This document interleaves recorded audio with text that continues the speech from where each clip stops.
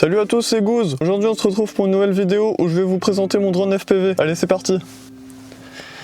Donc voilà, c'est lui mon drone FPV. Vous pouvez voir, il est assez grand, c'est une frame de 7 pouces. C'est surtout pratique pour les cinématiques et la stabilité. Donc moi, ma frame, je l'ai eu à 27 €. C'est une très bonne frame, elle est en vrai carbone et tout. Alors c'est une Jerk PC Mark IV.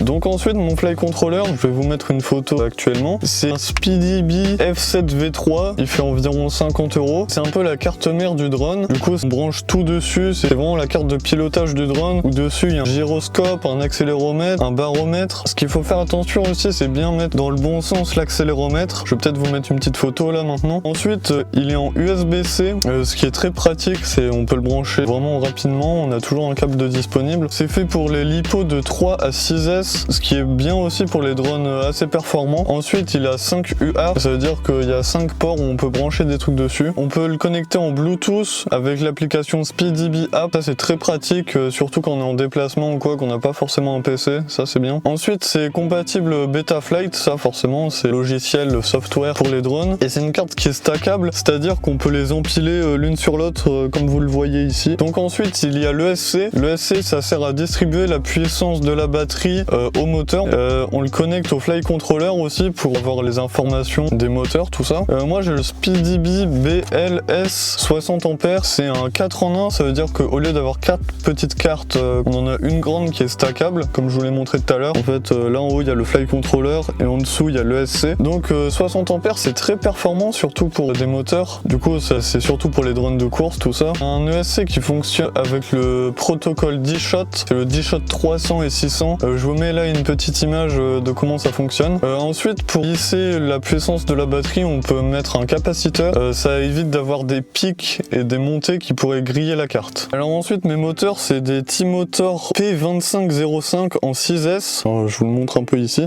Du coup ils font 18 500 kV environ, du coup ça fait en gros 100 € pour 4 moteurs. Donc kV ça signifie le rapport de la vitesse par rapport au voltage appliqué. Bon en gros c'est la puissance, donc moi ils font 8 kg de puissance, c'est assez rapide, surtout pour un drone qui est déjà assez lourd, il fait 1,1 kg, donc il faut bien 8 kg de puissance pour le soulever en fait, qui décolle. C'est des moteurs qui sont assez souples, assez linéaires dans leur façon de fonctionner. Ils sont en brushless, ça veut dire qu'il n'y a pas de charbon, du coup ils sont assez souples. Alors ensuite mes hélices, c'est celles-ci, c'est des T-Motor T6143, c'est des hélices en 6 pouces, bon elles font environ 4 €, c'est pas très cher, surtout que ça se casse assez facilement. Mais ce qu'il faut faire attention, c'est qu'il faut les mettre dans le bon sens. En fait il y a un gros côté et un petit côté. Je vous mets un petit schéma pour savoir comment ça fonctionne. Ensuite, ma caméra c'est une DJI O4 Air Unit. Du coup, on la branche au fly controller. Elle est très polyvalente, on peut l'emmener jusqu'à 15 km. Elle a une bonne réception. Du coup, dans le masque que je vais vous présenter après, on peut afficher de la 1080p 100 images par seconde.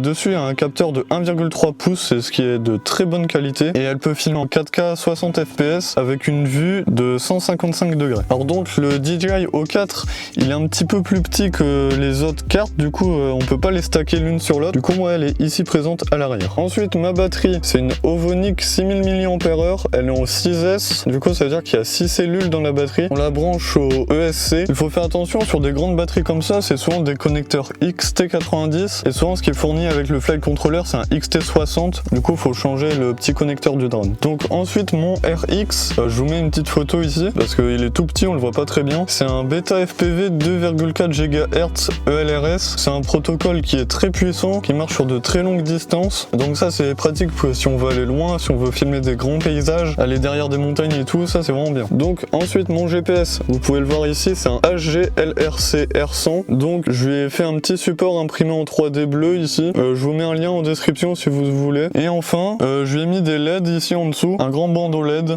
qui sont très lumineux, je les ai achetés sur AliExpress, c'est pas très cher. Par contre il faut les brancher sur le 5 volts, le GND et le LED, et directement le souder sur la carte, il n'y a pas de port prévu pour. Et ensuite il faut les configurer dans Betaflight, je vous mets une petite photo de ma configuration actuelle. Donc ensuite le masque, c'est un masque DJI N3, il est très bien, il est par contre un peu cher, faut compter une grande 200 € quoi. C'est bien, c'est parce que la batterie est à l'arrière, du coup la tête elle est assez bien équilibrée et il a une bonne qualité, vraiment je vous le conseille aussi. Donc ensuite pour charger cette énorme batterie, du coup moi c'est celui-là, je l'ai acheté il y a vraiment longtemps, je sais plus exactement perfect model, mais il fonctionne très bien. Dessus, je lui ai mis un adaptateur XT90 parce que moi, c'est pas du XT60 comme ici. Du coup, on le branche, ça charge assez vite, c'est un chargeur assez puissant. Et il faut toujours faire très attention parce que c'est une lipo, du coup, il peut avoir des problèmes de chauffe, tout ça.